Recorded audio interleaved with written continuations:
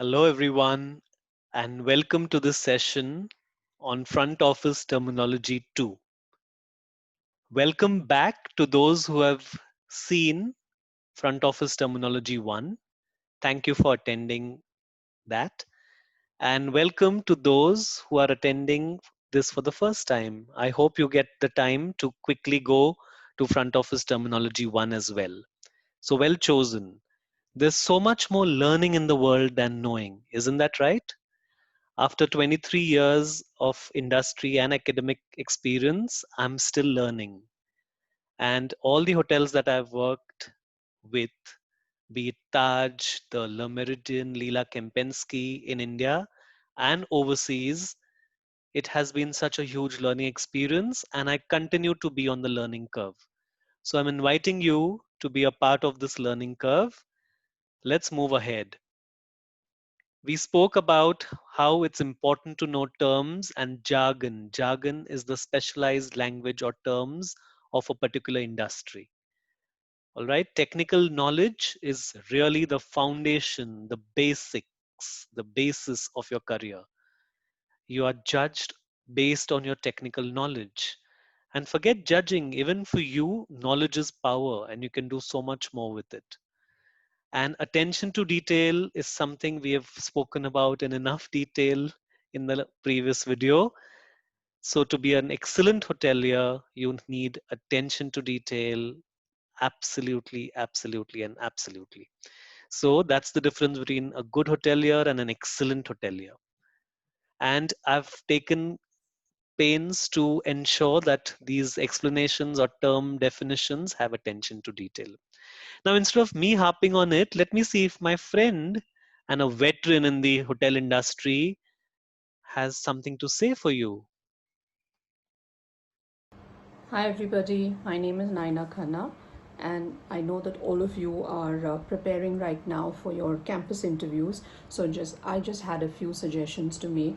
One is, we are always on the other side of the panel, and what we find is that most students are very unprepared as far as their technicals are concerned.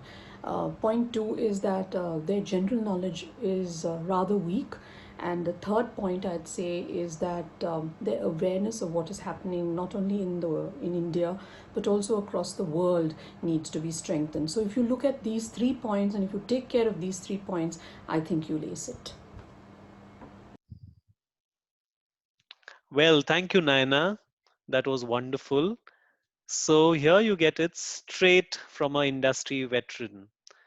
All right, so front office terms and jargon for first year students, second years, third years, final years, it's absolutely important. She's just spoken it from the campus interview point of view as well. Let's quickly look at just a glance at what we discussed in front office terminology 1. I'm not going through all the terms again in detail. We're just looking at the terms we discussed. I hope those who haven't seen this find the time to see this. Check in, registration, checkout, C form, FRRO, walk in, rooming, overstay, stayovers, understay. Confusing, right? But not once you've seen it. Cancellation, no show, meal plans, guaranteed reservations, to as simple as a suite. But remember, we were absolutely thorough and we had great attention to detail. So, moving on, let's look at a simple term to start with, resident guest. All right, this term seems so simple that you'll be surprised it's there in the list. But yes, I wanted to bring out a resident and a non-resident, both angle, and what all are the reasons why a guest may not be a resident guest. So, resident guest is a guest who's staying in the hotel, also known as in-house guest. All right. There are more terms coming up like house count, room inventory, which all seem similar, but they are not. That's why it's important to know resident guest now. So, resident guest or in-house guest and non-resident guest. These are two types of guests that hotel get. Hotel has resident and non-resident guests, and non-resident guests come to the hotel for various reasons like restaurant food or using your bar, coming for a meeting or a conference, Maybe you have an award winning spa. So I've come for my spa appointment, but I don't stay in your hotel. I'm a city dweller. Or for shopping, if you have a great shopping arcade. So that's resident and non resident. Another term, transient guest. Now, transient guest, again, a term that is oft confused with transit, but transient guests are those who check in and stay on an average for 2 to 3 nights. It's important to include in your definition that this is exactly the opposite of long stayers.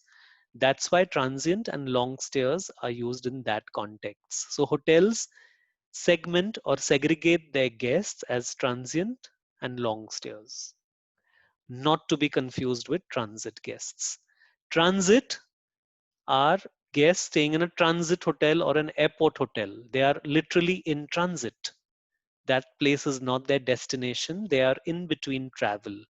So, when guests stay for a few hours sometimes at the airport hotels, they are known as transit guests. All right, so transient guests and transit guests. VPO, no, it's not something called very important person or something, something. It is visitors paid out. Visitors paid out, payments made by the front desk on behalf of a resident guest for various expenses like taxi, medicines, minor supplies, etc. They're all posted in the guest folio or the guest bill. All right. So maybe your hotel has an award winning concierge service, and your concierge gets great coveted tickets to a concert. Now, maybe the guest has not given you money up front, and you've tried for the tickets, and finally you've got 2 tickets using your contacts. So the payment that you have made to that person for the tickets, that bill is posted in the guest bill.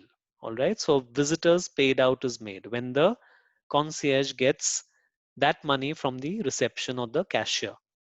All right. So VPO is visitors paid out. It's like a voucher that's made for payments on behalf of guests. It has to be authorized by a duty manager or a front office manager, again, depending on the hotel policy. Moving on, house count. House count, total number of guests staying in house on a specific night. That is resident guests. Yeah. So here is the term we use again, resident guests. So all the resident guests staying in the hotel at that time are known, it's known as house count. So quickly, if your GM comes to you at the front desk and tell me the house count. So it's 75 at the moment. Yeah. And house count, again, if you recall, it is also exactly the coinciding with the term stayovers, not overstay, stayovers. All the guests staying over for that night. Yeah. Then we come to room count. After house count, it's room count. The total number of rooms occupied at that particular time or day. All right. So room count is the total number of rooms occupied. House count, number of guests staying in the hotel at that time. Room count, rooms occupied at that time. Room inventory, different from room count.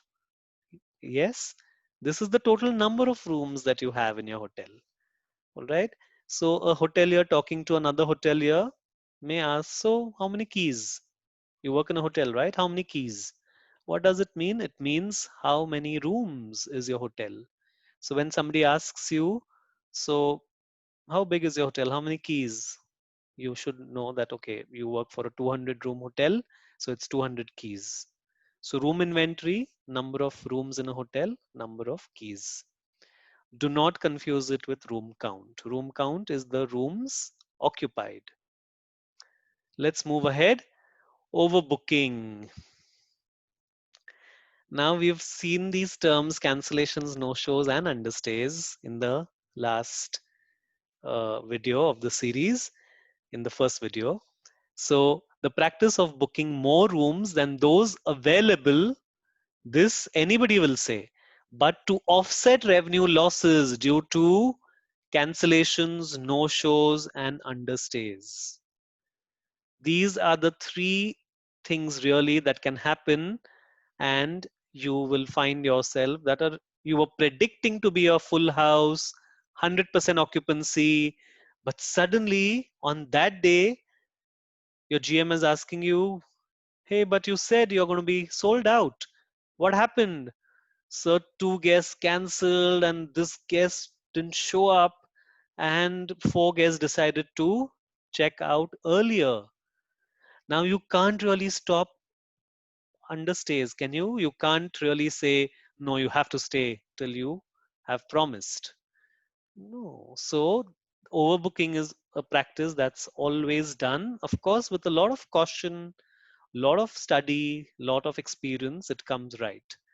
The practice of booking more rooms than those available to offset revenue losses due to cancellations, no shows, and understays. Overbooking ensures 100% occupancy. Isn't that wonderful? Any hotelier's dream to have a full house, 100% occupancy, sold out. Wow, absolutely. Now that we know overbooking very well, let's look at a term. No, this is not walk-in or chance guest. We already did that in the first video. Chance guest, also known as walk-in. Remember the term chance guest? Yeah. So this is walking a guest, not walk-in. So walking a guest, when do you walk a guest? In case of overbooking, when a guest with a confirmed reservation, when a guest with a confirmed reservation has to be relocated to another hotel due to unavailability of rooms, is called walking a guest. All right. So it's that time when you have overbooked, but as luck would have it, there have been no cancellations, no no shows, and no guests have checked out earlier than their date of departure. So here you are, you've booked more rooms, and now all guests are coming. So in this case of overbooking, when you have a guest who's coming in with a confirmed reservation, but you don't have a room, remember it's fixed inventory, you can't suddenly build an extra room. So you have to relocate him to another hotel. That is known as walking a guest, or also known as farm out, or also known as relocating a guest. It's not such a pleasant thing to do. Today, thankfully, you don't have to get the hotel guest to the hotel. Like when I worked, we did that. But today, because of mobile phones and so much connectivity, you can inform this to the guest a little earlier and do it as gracefully as possible. But the onus is on you to book another hotel. If you have another hotel in the city belonging to the same chain, great. So you have a sister concern or sister hotel. But if you don't, then you have to book a competition hotel and ensure that you get the guests back. The key here is handle it so well that the guests should not completely go to that hotel.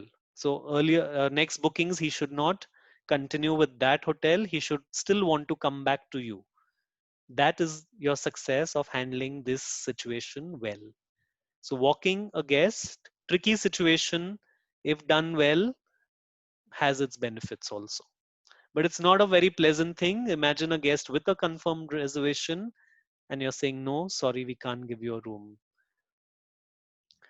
Rack rate, again, simple but very important term. Rack rate is the published tariff of the hotel. It's the highest tariff actually. So that's the published tariff. Taxes are calculated on the rack rate very importantly, and any other rates, the rates which we are going to do next, bar or crew rate, all are usually a discount on the rack rate. All right. So rack rate is the published tariff and the highest tariff, and usually taxes are calculated on that. Bar, and I've put a photograph which doesn't look like the bar at all, right? So obviously I'm not talking about the F&B service bar. I'm talking about completely different term called BAR, best available rate. It is a special room rate for that day or week offered by the hotel. So what's the bar for tonight is a jargon that hoteliers talk to each other at the front desk. You must know what has your revenue manager given you as the best available rate for tonight. It is usually a discounted rate on the rack. Again, there are terms like static bar and dynamic bar. In this, we are not going into that, but you can look it up. What's a static bar and a dynamic bar? Best available rate. Crew rate, as the term says, it's for crew, airline crew. So it's a special contracted rate. Yeah, it is a segment which comprises of airline staff, crew like pilots, air hostesses, etc. They have a special contracted rate known as a crew rate. So most hotels have tie-ups with specific airlines and you offer crew rate each day for every guest who comes under that. It's the airline staff, flight pursers, hostesses, etc. Skipper. Skipper is a term which is, you'll find it funny, but this happens. Again, in today's times when there's so much connectivity, there's so much of identity, and we are very careful, it doesn't happen as much. But in earlier days, it used to. When a resident guest leaves the hotel without settling his or her bills, known as a skipper. All right. So you don't want skippers because that's loss of revenue. No use of blacklisting that guest later. Revenue loss is lost forever. So ensure you take a good advance, ensure you've checked the credentials, ensure you have the identity, all those details well. Late checkout. Now, every hotel has a policy on this. They have check-in and check-out time, right? 12 noon, sometimes a 24-hour check-in, check-out. But most hotels have check-ins only by 2 o'clock and check-outs by 11 or 12 o'clock. All right. So late checkout is a checkout allowed by a hotel beyond the checkout time. Depending on the scenario, it may be complimentary or with a late checkout fee. Late fee or checkout fee is a term used for that.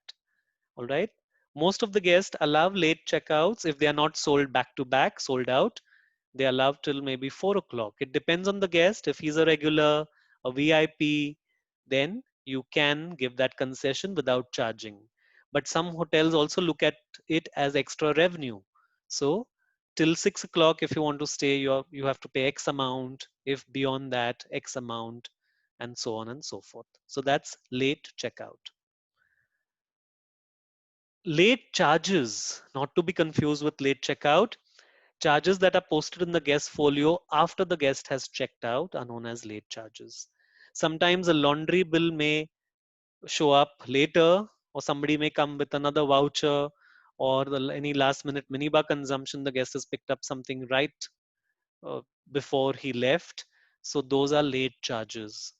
It goes into the city ledger because it's already checked out, and then you follow up with the guest and try to get those charges. It's not such a nice thing. It just shows a little inefficiency on the part of the hotel as well, or not such a good, well defined SOP, or lapse in your service standards. So, late charges are those that are posted in the guest folio after the guest has checked out. Yeah, as I said, laundry bill, F&B bill, etc. Simple term, visa, visitors intended stay abroad. We all need this stamp on our passport to go to that particular country. Some countries have visa on arrival for some countries, some nationalities belonging to some countries. Yeah. Visa, visitors intended stay abroad. Wonderful. So that brings us to the end of our session number 2, front office terminology 2. I hope you liked the explanation and learned from it.